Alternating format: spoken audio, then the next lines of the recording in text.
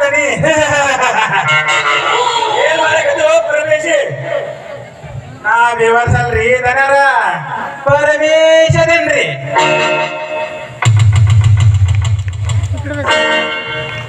ಲೇ ನಿಮ್ ಹುಡುಗಿ ಶಾಸ್ತ್ರ ಆಗು ಪರದೇ ಶಾಸ್ತ್ರ ಆಗು ಮೊದಲು ಗಣ್ಯರಿಗೆ ತಿಂಗಳು ಜಮಾ ಖರ್ಚಾಗಲ್ಲ.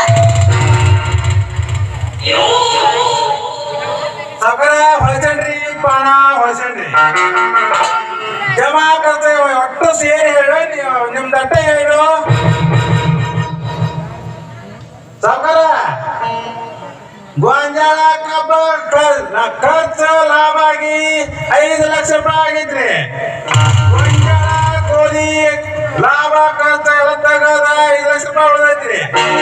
ಮತ್ತ ನೀವ ಕ್ರಾಸ್ಗೆ ಹೋಗಿರ್ಲ ಅಲ್ಲಿ ಖರ್ಚು ಮಾಡಿ 1 ಲಕ್ಷ ರೂಪಾಯಿ ಅಲ್ಲಿ ಬರ್ಕೊಂಡ್ರಿ. ಅದ ತಿರುಗಿ ಹೋಗಿರ್ತಿಲ್ಲ ಅದು 1 ಲಕ್ಷ ರೂಪಾಯಿ ಖರ್ಚಾಗಿ 2 ಲಕ್ಷ ರೂಪಾಯಿ ಉಳಿದ್ರಿ.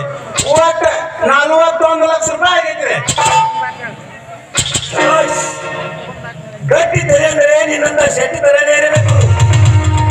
ಅಂದಾಗ ನಡೀತಾನೆ ಈ ಹಾಕಿನ ಧರ್ಮರಾಜ್. ಇನ್ನು ಸ್ವಲ್ಪ ದಿನದಲ್ಲಿ ನೀನಾಗುವೆ ಧರ್ಮರಾಜ್.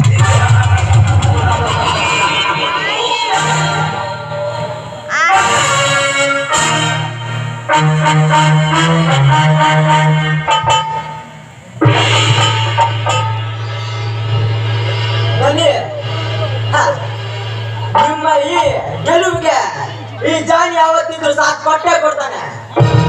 ಜಾನಿ ಆ ರೈಲ್ ಮ್ಯಾನೇಜರ್ ಬಂದು ನಮ್ಮ ಗಂಡ ಲೂಟಿ ಮಾಡಿಕೊಂಡು ಹೋಗಿದಂತೆ.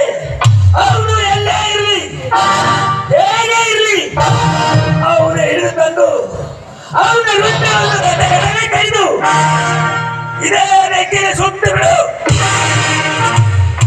ಆಯ್ತು ದನಿ.